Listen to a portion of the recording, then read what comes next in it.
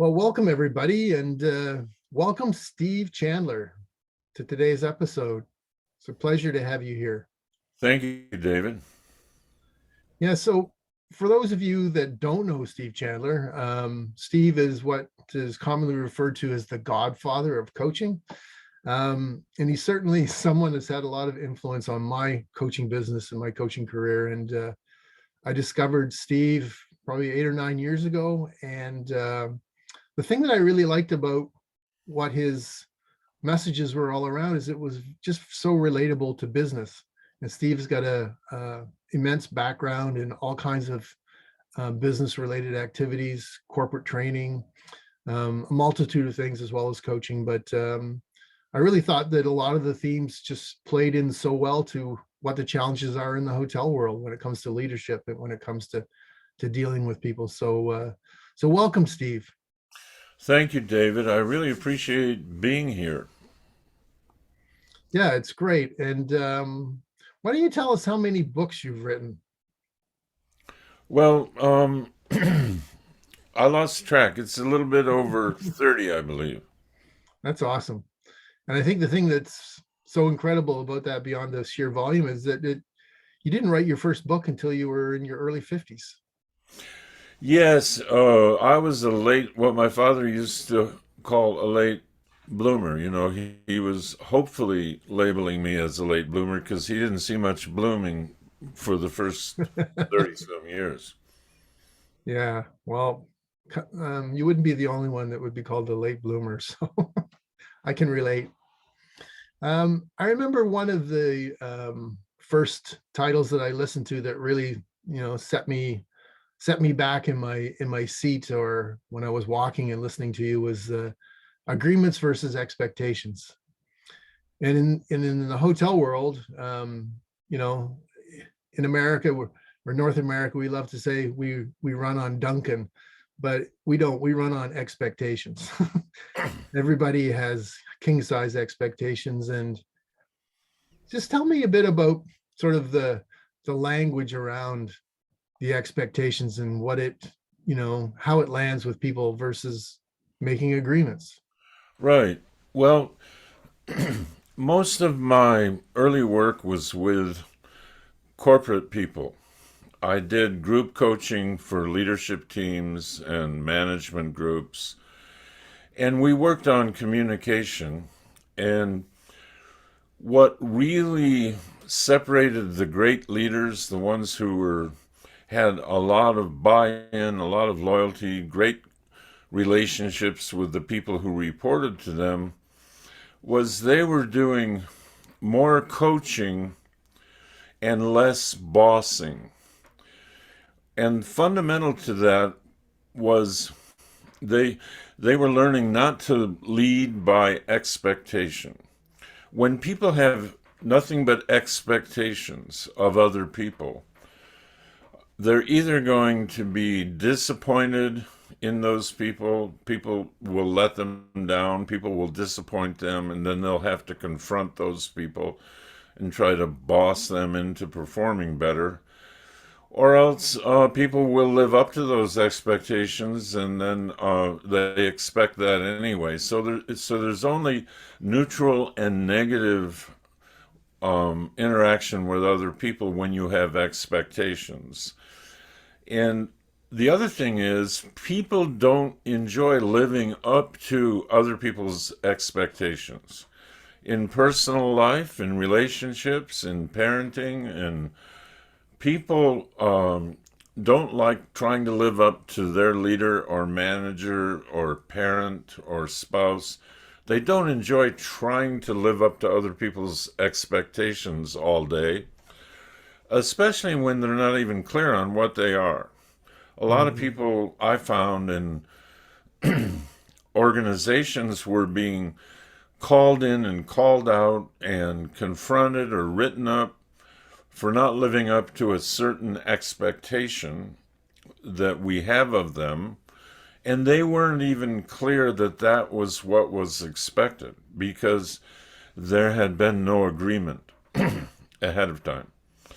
So, what I found was teaching managers and leaders and even people in relationships who, when they talk about the relationship at home with a loved one or a mate or a spouse, that they had all these expectations. My husband should care about what I'm doing, should listen to me more. I expect my wife to be there for me or to be understanding that I don't always get home on time. I expect that.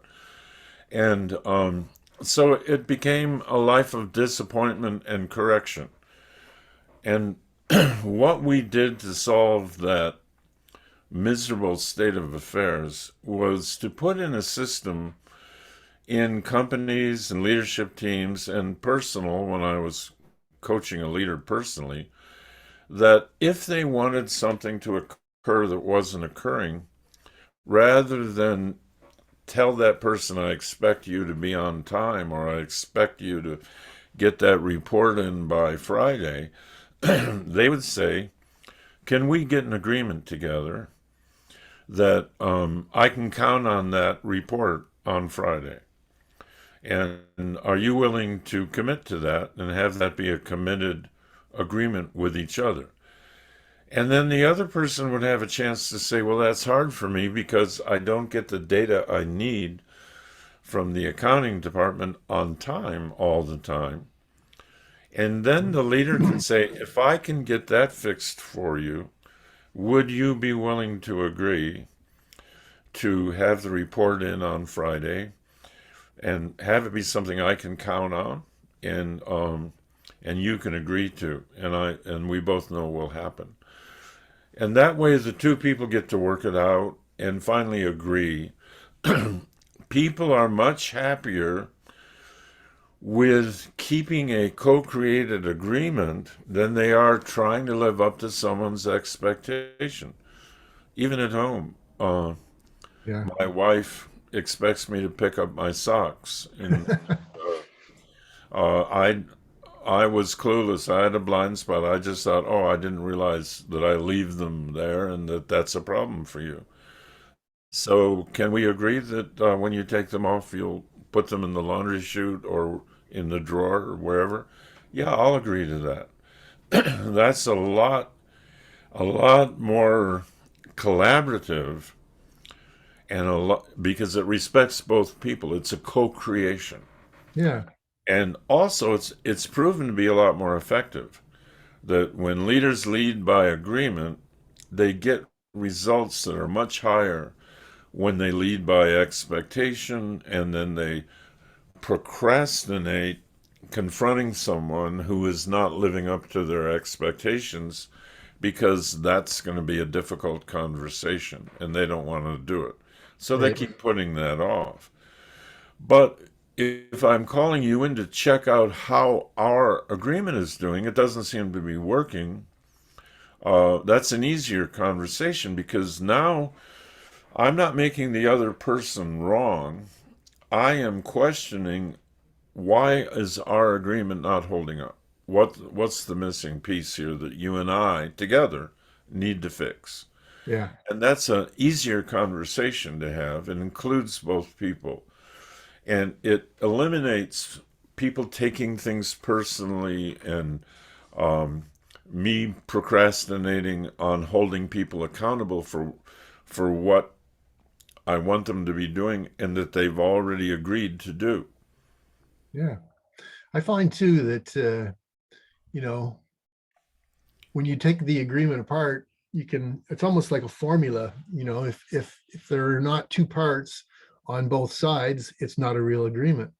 And when people see that they actually give something and get something, and the person that they're making the agreement with needs to get something and give something, then it's, that seems fair. And Yeah. then I think the only other thing that, that gets in the way of people practicing and becoming better and using agreements more frequently is some people think it's a sign of weakness. Why do I need to make an agreement with this guy or this lady? They work for me and, yada, yada, yada. So how do you counsel on that part? Well, if they're willing to experiment with it and try the process out, what they find is that they have less absenteeism, less turnover, and higher performance from their people. It actually saves time. And I hear you. I have a lot of managers or leaders say, "Oh, I don't want to waste time coddling these people and trying to create an agreement. I need to tell them what they need to do and have them do it." Yes. And I say, "Well, if that's working perfectly, then fine. And if they're happy and fulfilled and enjoy their work, and that's a system that works for you, I wouldn't change it." But it does. But I've been brought in here to help with something, and it looks like that system is not working so well. Yeah. So One, it might look ahead of time like it's uh, not very powerful, but it's actually more powerful to create an agreement between two people where each side is committed, each side understands what they get from the agreement, than it is to have all these expectations and all this resentment and disappointment about other people all day. yeah. In the hotel world, a common frustration is around the financial piece. You mentioned, submitting reports. So if I'm the director of finance, I need all the other department managers to give me their forecast by a certain date.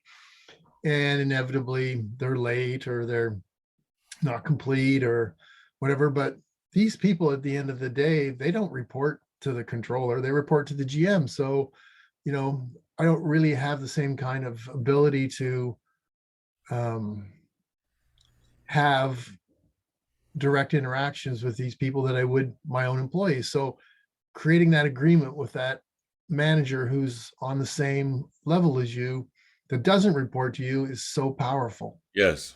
and vice versa. So if Yes. the person who's needs to submit their reports on time feels like they're being put upon, it's a great opportunity for them to step forward and say, hey, I could do this for you, but I need some resources. I need some Yeah. training. I need another laptop for my office. I need whatever. Like, can you help me? If you can help me, I can help you.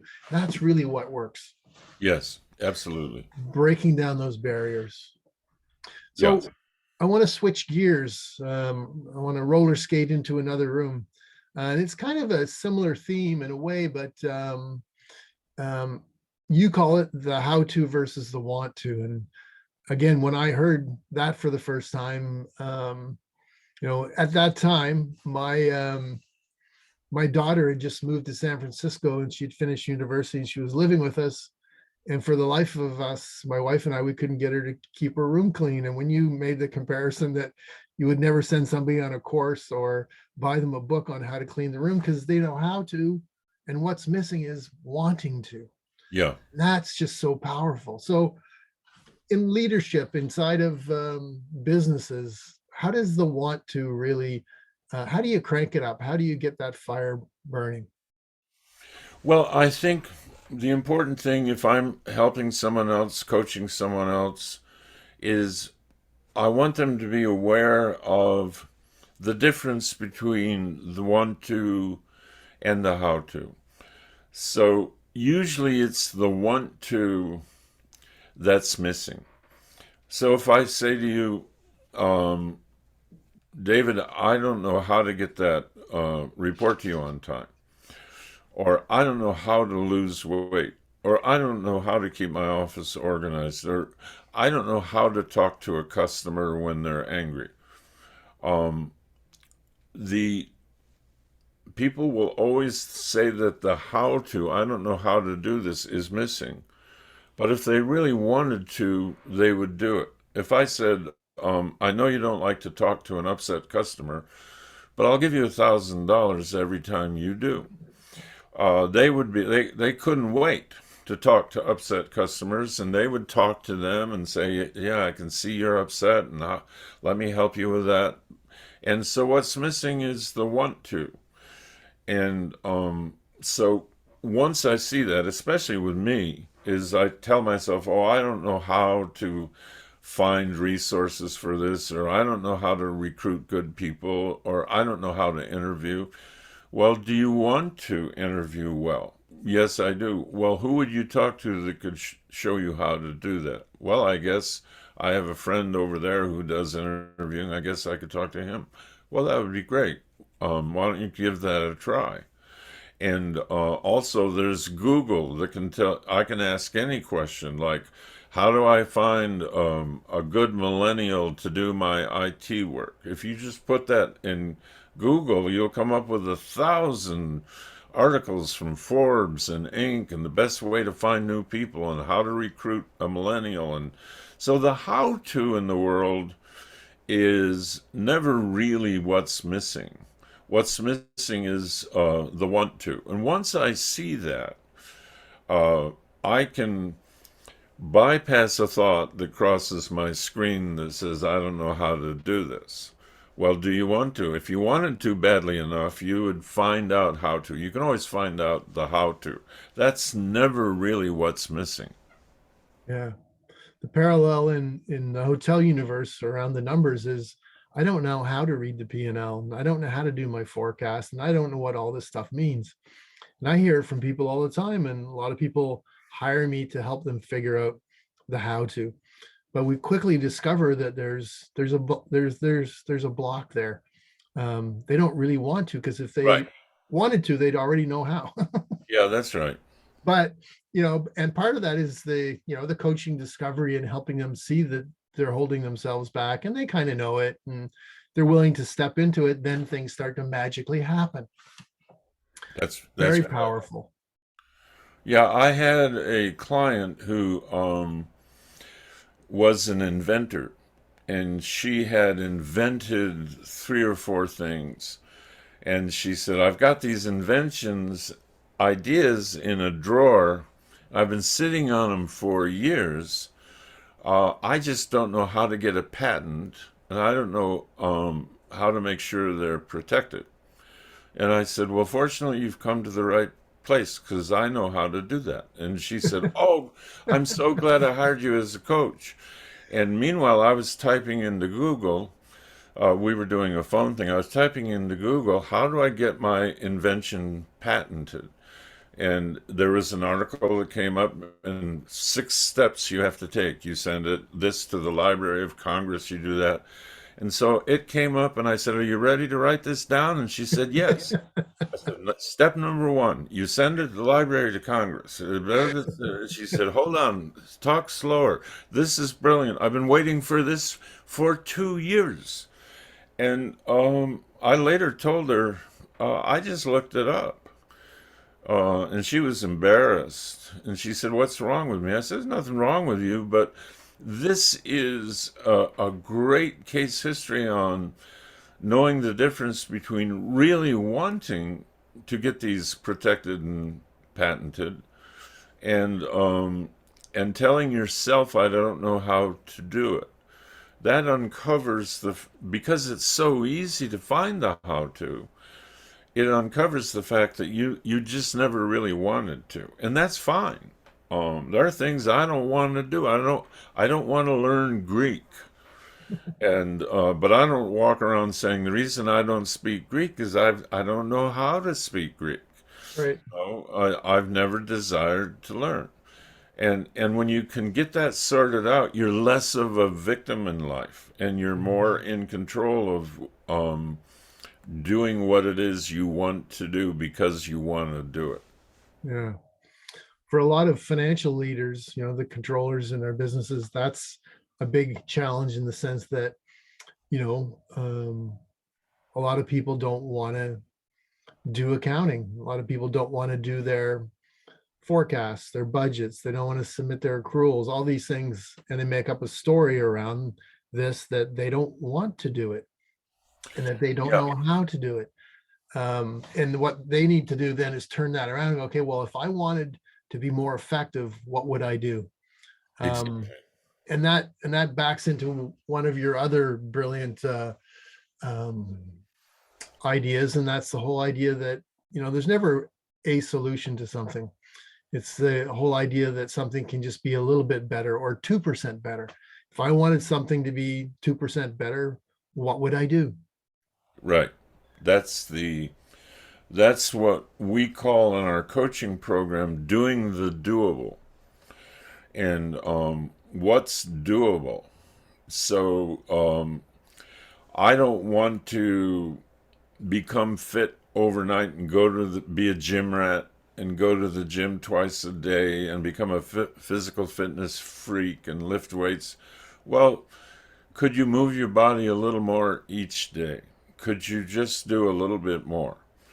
And could you put in a little walking program and maybe some light weights and something like that, and start at a very low level? If I became 2% more fit and strong, what would I do?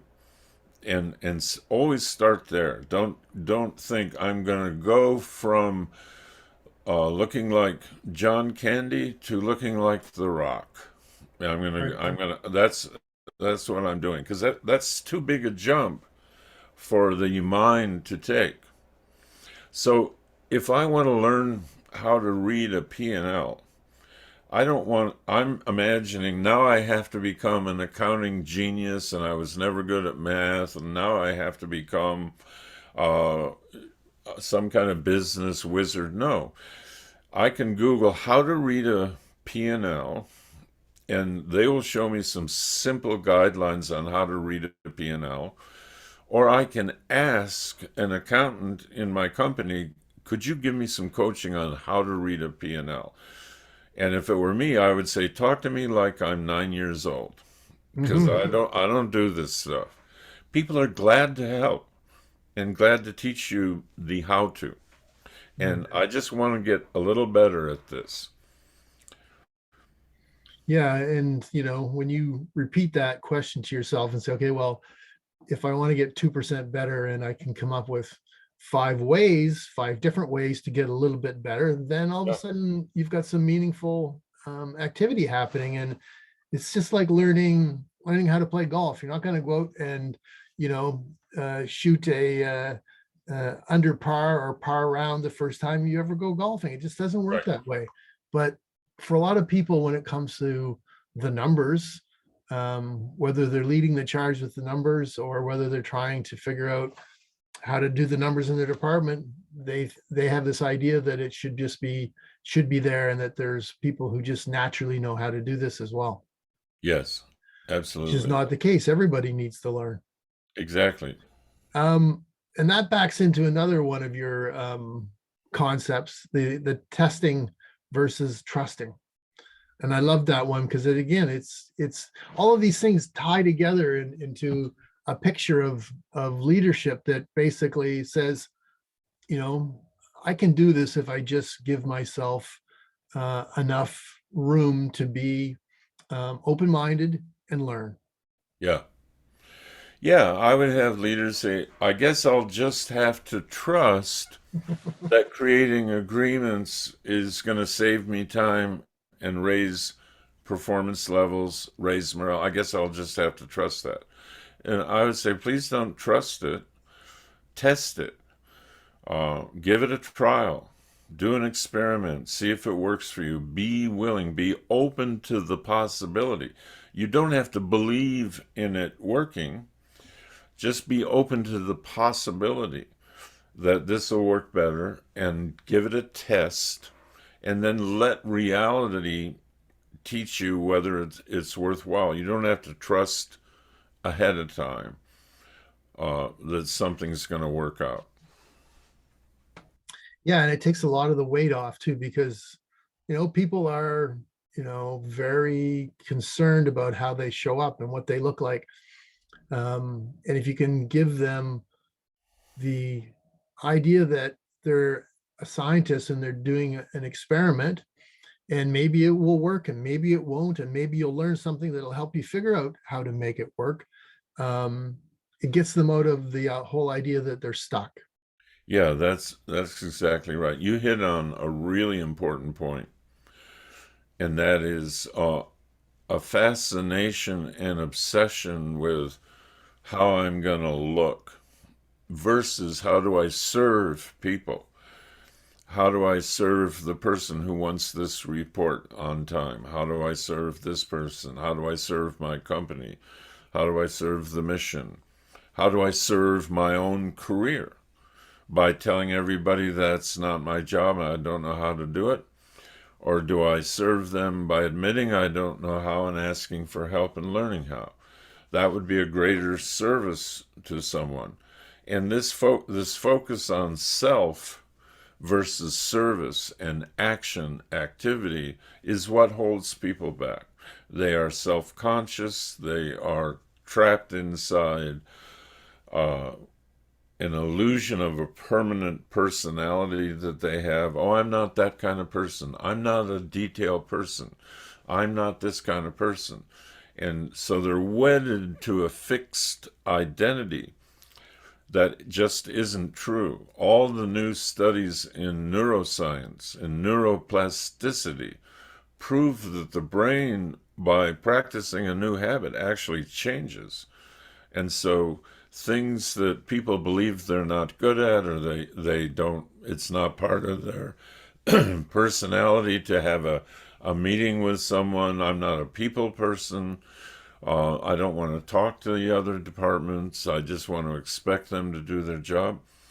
Well, that's just a line of development called talking to other people, getting collaboration, getting agreements. That's underdeveloped in you. It's not a permanent character flaw. It's not a permanent personality trait. It's an underdeveloped line of practice. That's all it is. And if you want to be better at talking to people, collaborating, creating agreements, creating good, trusting relationships, then you can develop that line. How can I become 2% or 5% better at listening to other people's views? Not change overnight. Mhm. So that's a big hang up with people. A lot of the leaders and managers I work with, they start describing to me what's permanent about them. I'm not this, I'm not that, I have a pattern of this, I don't do that, I'm not good at this. And I like to say all of that's changeable. That's you're not stuck with any of those things. You're describing them, you're putting labels on yourself as if you were a permanent personality and you're not. Yeah. Yeah. We all need to realize that we can do all kinds of different things if we're willing to apply ourselves and learn and drop our ego and have an open mind, don't have a closed mind, um, and realize that maybe it's going to suck the first time or the second time. But if you really want to do something, you're going to try, like the analogy of a child learning how to walk or talk or anything like that. We didn't have an ego back then, so we just kept doing it. Whereas Yeah, that's now right. we have that ego, and I'm gonna look silly if I open my mouth at the department head meeting and ask a question about a number that I don't understand. So I'll just sit here and keep quiet. You're right. Um, You know, a child learning to ride a bike is not self obsessed yet about how they're going to come across or what it's going to look like if they fall off their bike uh, or if the bike tips over. They want to learn to ride one, so they'll just get back up on the bike. The child falls off the bike, gets back up on the bike. And a grown up, by now having coagulated into this egoic false structure, gets on a bike, falls off the bike, sues the bike company, and is outraged. This bike doesn't work. I want my money back. And so the paradox mhm. is the more humility and openness a leader has. A leader can even call people in and say, "Here's something I don't understand. Explain it to me." Now, a lot of leaders would never do that because they think they have to look all knowing. They have to look like they've got all the answers. Otherwise, people will think they're not worthy at leadership. But the great leaders will be asking for help all day Yes. and will not care how it looks because they're more interested in serving their people, serving their customers, and advancing the business. Absolutely. And you keep using the word service, and that's that is a 6 or 7 letter word, whatever it is, in the hotel business. And in our world, like, service takes on many meanings. We're obviously serving the guests, but as a manager and a leader, our number one job is to serve the people that work for us, to develop them, to communicate with them, and to be able to show them that we don't have all the answers. That's why they're here, because they've got answers too. Their answers plus my answers plus her answers and his answers. That's how we'll get ahead, not just because of what I know. Um, and I think people, like you said, just they trip over the fact that they think they need to know it all. Yeah, Um, and that just really impacts their ability to be an effective leader. um, Asking for help is really important. right. I want to switch gears a little bit, but one thing that's rampant in our industry, especially in leadership positions, is the whole idea of being a good multitasker. What have you got to say about that?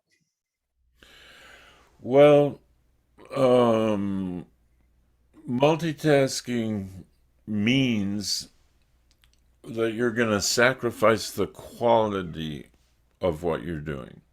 If I'm trying to do too many things, let's say I'm talking to you and I've got my iPad open and I'm trying to manage some kind of online thing that's going on at the same time, my talking to you won't have the focus, the compassion, and the quality of communication that it would have.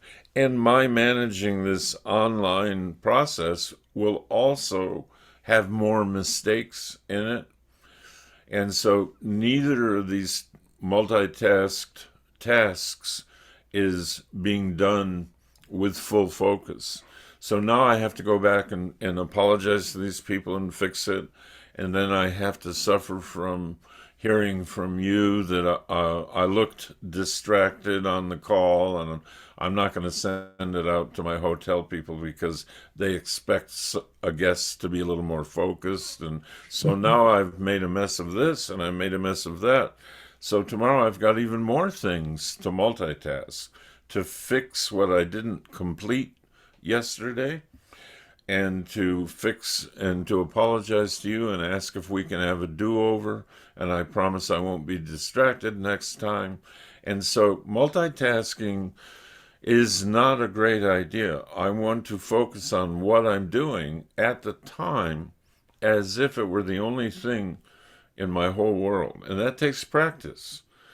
Directing one's attention and having a focus of intention is is really something that has to be practiced. So that when somebody comes to me with a complaint or a question, I don't want to be doing something while I talk to them.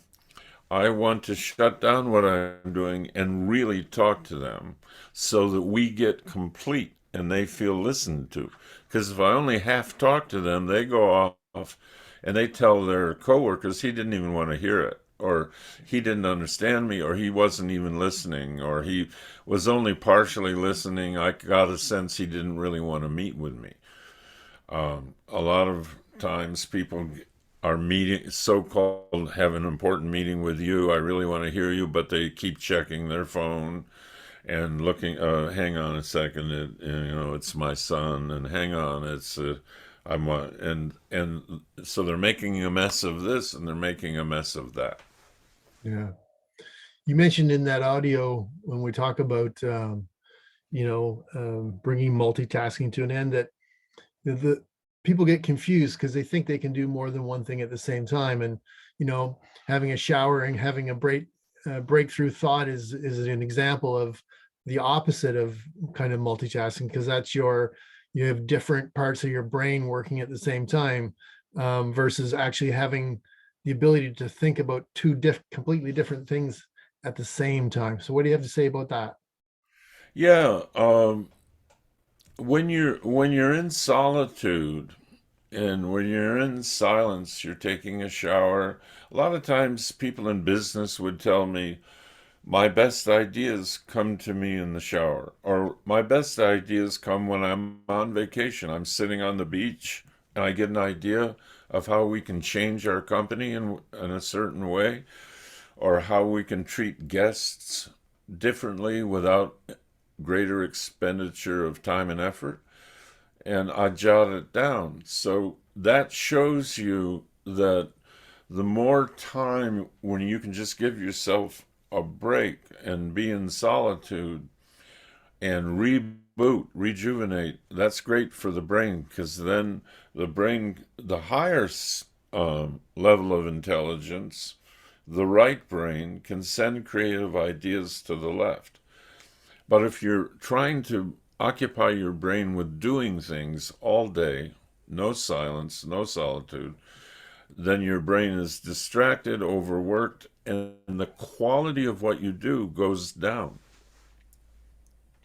Yeah, I used to have a boss that we would have our weekly meeting with the executive team, and he'd be watching CNN, uh, signing a bunch of checks, like a couple of hundred of them, and talking to people as we go around the table. And it just seemed like every week we'd be repeating ourselves about Yeah, what the issues are. But um, because you can't give it a try and think about what you're going to have for dinner and what you're going to do on vacation at the same time. It's not possible. You right. can only brain can only hold one thought. Yeah, you're not really multitasking when you think you are. You're jumping from one thing to another. So you're always doing a singular task, but you're interrupting yourself, and then you're interrupting yourself, and then you're interrupting yourself. So it's an illusion that I get more done when I multitask. You really don't. It's just an illusion, and you pay a big price, especially when it comes to interactive personal relationships, because when you're talking to someone in your business and they don't have your full attention, they feel like you don't value their ideas. And then when a leader gets that back on a report, that their people think they don't they say, what are they talking about? I was over there and I was in that meeting. I was in that whole meeting. Yeah, I was signing checks and watching CNN, but I can do that. But everyone in the meeting felt like this meeting isn't all that important to you. Yeah, absolutely. Let's switch gears again. Tell me about your the culture inside of your business. Is it blame or is it appreciation? And how does that, you know, transform itself into leadership and effective and not effective leadership? Yeah, I've gone into a lot of businesses, small businesses and large, where the culture is a culture of blame. So when I would ask, what's the problem? Well, the service department doesn't give the sales department any support. They don't respond on time. They don't respect them. They don't answer their calls, and that's their fault. They're not being. And so and then you talk to the sales department and say, service does this. And then you talk to people and say, our managers are poor at listening to us. We've told them the solution to this 5 times, and they don't even want to hear it. And then management blames them. It's the way they bring the solution that's wrong. So the whole thing is blame. And the way to alter that is to see it for what it is and then consciously commit to, I am going to be a role model for and coach other people who report to me in how important appreciation is. Not only to the customer who comes to the desk, and we're taught to say, oh, we so appreciate, we know you're a repeat customer, we know you've been here before, we really appreciate your business. Well, that's very nice. It's very nice to hear. When I go to a hotel, it always surprises me in a pleasant way when someone says, "Welcome back, Mr. Chandler. Really appreciate your business. We're glad you're staying with us again." Mhm. And that's a good feeling. But do we consciously do that with our own people, our internal customers? Yeah. Do I appreciate that someone has shown up on time for work every single day for the last year? Do they, and appreciation has to be spoken. It doesn't exist unless it's communicated. So I want to consciously appreciate wherever I can what people are doing. And that becomes contagious after a while. Beautiful. I think you wrote a book titled Reinventing Yourself. And a lot of people come to me with the notion that they need help to reinvent themselves so that they become more comfortable with the numbers. So, how does that notion of being able to reinvent yourself help people learn new skills, especially when maybe they're midway through their career and they realize that there's something that's missing and it's pervasive and I'm just not that person. So how does the whole notion of reinventing yourself help them move that roadblock? Yeah, I want to make sure people really understand how changeable human beings are. And I learned that for myself when I went through addiction recovery. So here are, this was back in my early 30s. I went through 12-step addiction recovery. And my life was a total mess. I had debts, I had alcoholism, I had bankruptcy, anything dysfunctional. I was kicked out of school, I lost my job, all these things. And so I thought I was just a screw up. That was just, I was hopeless. And then going through recovery, I saw all these people who told the stories of what it was like when they were addicted to alcohol. They lost their marriage, they went to jail, they never were dressed well, and they were dressed nicely. They had good jobs.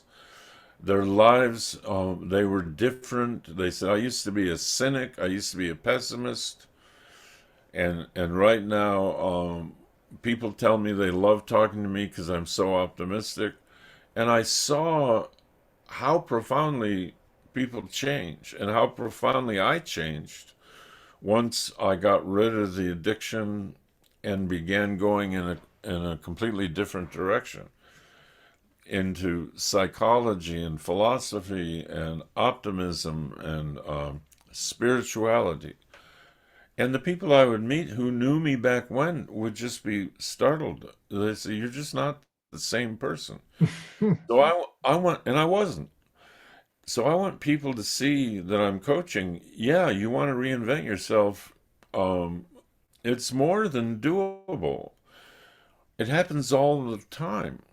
And all you have to do is want it and then be willing to do it in small steps. And then neuroscience shows that if I start being more compassionate in my listening and speaking to people, it develops a new neural pathway in the brain that actually shows up on scans that there is when you become more heart-centered, more compassionate, it develops and it develops and the practice drops into your whole way of being. And so I want to show people who want to reinvent themselves that it's more than possible. And like my book explains, because it was my story of how I reinvented myself and then how I took it into corporations, that it happens all the time. It's not rocket science, and nobody is excluded from the possibility of reinventing themselves. It is the most doable thing there is. And so once they see the possibility that reinvention, yeah, it happens every day, and let's go, Mhm. then they have to see the possibility first and then be willing to experiment. be willing to try and be willing Yeah, to apply some of the things we've been talking about today. that's it. Is the whole idea of shifting your thinking the same kind of application? Because you talk a lot about that as well. Yeah, and I learned that from uh, the studies done by Martin Seligman, who did years and years of research on learned helplessness in animals and then in people. That people learn a sense of helplessness. They misinterpret failures they've had and they internalize it as helplessness. And then they've actually learned to be helpless in the world. And we all know people are like that, like, oh, I can't do that, I can't do that, I'm just helpless. And but they've learned it. And then he decided, well, if you can learn helplessness, I wonder if you can learn the opposite. It makes sense. So he did his studies after that on whether you could learn optimism. Like, I can do that. I can do that. I might not be able to do it right away. So his studies proved that people could shift their thinking through practice from pessimism to optimism. And those who did and developed a habit of optimism were a lot more successful. They were happier, they had better health, and he did all these scientific studies. And so that's where I learned that it had a scientific background that you could do it. It happened for me in my recovery process, and then when I got coached and I studied positive thinking and things like that. But he proved it can happen in anybody. So that's what shifting your thinking is. It is practicing not just saying labeling something as bad news, but asking myself, okay, what's good about this? Where's the gift in this? Hmm. How can this help me learn? How will this help me learn to do better? And I'm going to take a lesson from this big mistake I made and transform how I approach this kind of issue in the future. So I'm grateful for this.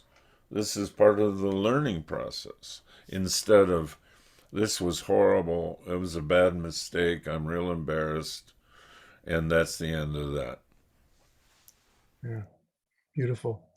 Um, One of the last things I wanted to ask you to kind of explore with me and with the audience today is and I love this because once I heard this audio of yours and then I started listening, I could hear it everywhere, but the owner victim distinction and how in leadership, being able to detect that and being able to see what's in front of us when we're trying to lead people effectively, how the owner victim distinction plays in that.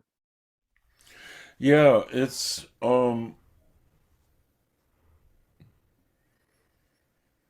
it is shifting your viewpoint and knowing you can. So a lot of people are habituated through their repeated thinking to being a victim of everything. And it parallels the optimism pessimism studies. When I teach owner victim, I usually start by talking about Seligman's studies. That optimism makes you more effective, makes you happier and healthier, and it can be learned. And then I go into what I find in organizations and individuals is people are victims of everything. They always talk about bad events, bad situations, bad people. I'm a victim of this, and I'm a victim of that, and I used to do that completely. Both my parents were alcoholics, so can you blame me for being screwed up? I'm a victim of that. I'm a victim of this. I'm a victim of not enough education. I'm a victim of, and then these victim stories start to feel like the truth about life. But I can shift over and take ownership and say, okay, both my parents were alcoholics, but I'm going to take ownership of my choice not to be one anymore. And this was a difficult situation, but I'm going to take ownership of my response to it. I'm going to treat it like a learning experience, and I'm going to grow from it. And Seligman studied a thing called post-traumatic growth, that there are some people who have some traumatic experience and they grow from it. Now, that doesn't make it out into the media because the media is only interested in horrible stuff. So they all talk about post traumatic stress, which is very real and needs to be treated and seen for what it is. But there is the big cover up is there is also post traumatic growth, that people can have a really terrible experience occur for them. A lot of people, you read their life stories and they grew up poor and they were traumatized by the family having no money and father ran away, and they made up their minds that's not going to happen to me. And so they created this great life based on a taking ownership of their response to whatever is going on. So whatever is going on in the world, I might not be able to change that, but I can take ownership of how I respond to it. And that gives you a powerful feeling. It puts you in touch of with your creativity, and it allows you to keep operating with high energy. And my coach used to say to me, given this bad situation, like I had a company discontinue my training because they were in a budgetary restriction. And so I'm thinking, oh, I don't get to train them anymore. It was a big source of my income. I'm a victim of their budgetary stuff. And my coach said, well, do you want to be a victim of that? I said, of course not. I don't want to be, but I'm helpless. I am. Do you want to be helpless? No, well, I guess not.